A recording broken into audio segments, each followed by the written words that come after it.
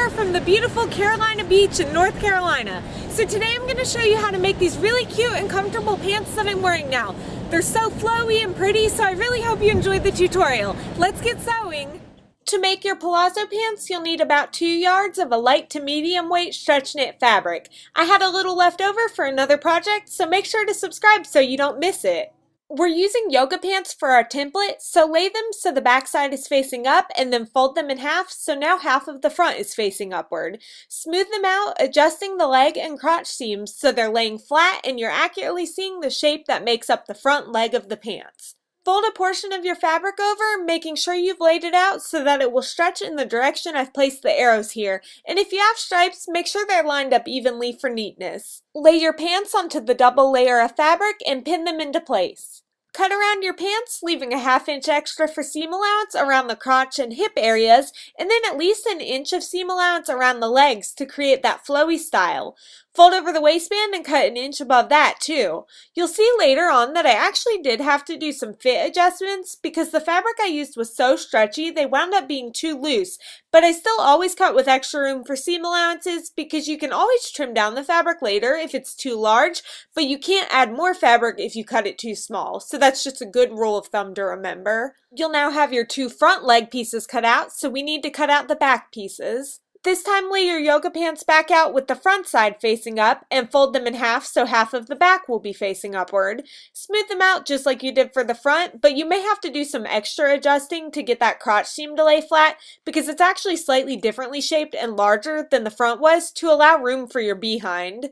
Fold another portion of fabric over, again with it stretching in the direction of the arrows. If you have a striped pattern, you'll need to be careful about where you place the yoga pants when cutting the back pieces so that the stripes will line up with the front of the pants. So to do this, I looked at the outline from where I cut out the front of the pants, and then I placed the yoga pants directly across from this, basically like a mirror image lining up those pointed areas so that the stripes will line up and be cohesive.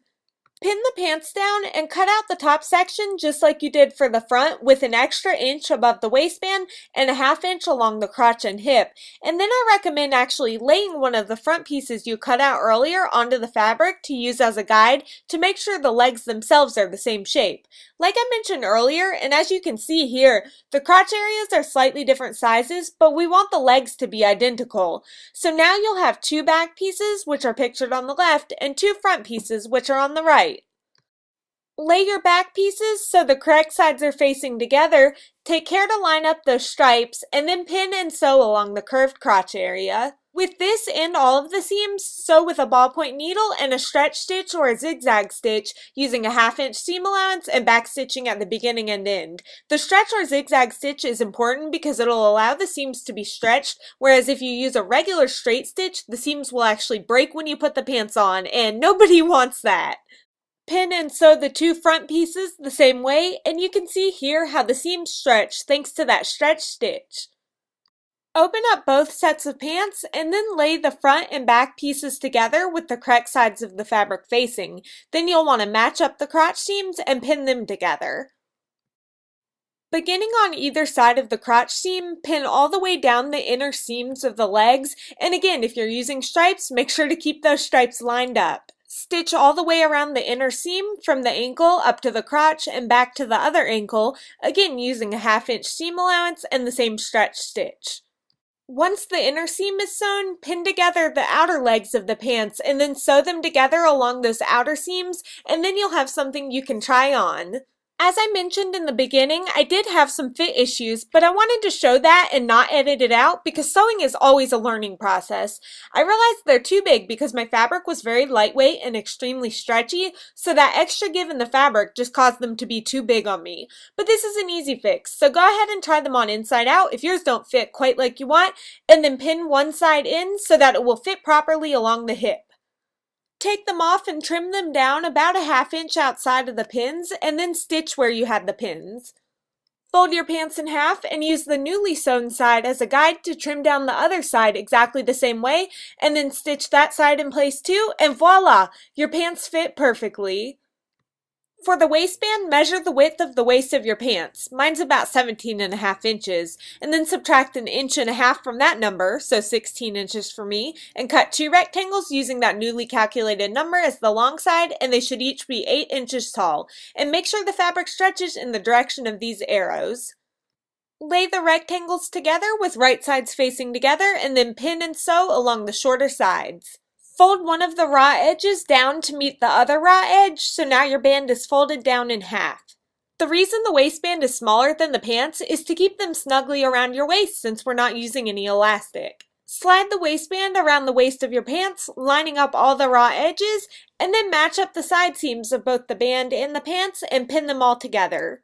Using a tape measure, find the center front of the waistband and pin it to the center front seam of the pants, and then find and pin the center back of the band to the center back seam of the pants. Now we need to pin in smaller increments, but since the waistband and pants are slightly different sizes, you'll need to stretch out each section of fabric between the pins to be the same size, and then pinch the fabric in the center and pin it together, and then stretch and pin in smaller increments between those, then continue stretching evenly and pinning around the entire waist. Stretching as you pin is essential so that when we sew the pieces together, that bit of extra fabric will be equally distributed along the waist, so there won't be any large uneven gathers or puckers. Sew the waistband to the pants, and as you sew, you'll want to use your hands to stretch the fabric between each set of pins slightly so that the different pieces are even, and sew that section, and then remove the pin and stretch and sew the next section, continuing until the waist is completely attached. Now to get the accurate length of your pants, try them on and place a pin where you want them to stop, and it's more accurate if you have someone help with that. Then cut a 1/2 inch below that pin to allow for hem allowance, and then trim the other leg to match. To hem them, turn the pants inside out and fold the bottom edge over toward the wrong side of the fabric 1/4 inch once, then fold it again another 1/4 inch and pin it into place. Continue double folding and pinning around the entire pant leg. Stitch the hem in place, and for this I did use a regular straight stitch since the legs are so wide and won't be stretched, but if you think your pant leg openings will be stretched, then definitely use a stretch or a zigzag stitch like you have with all your other seams.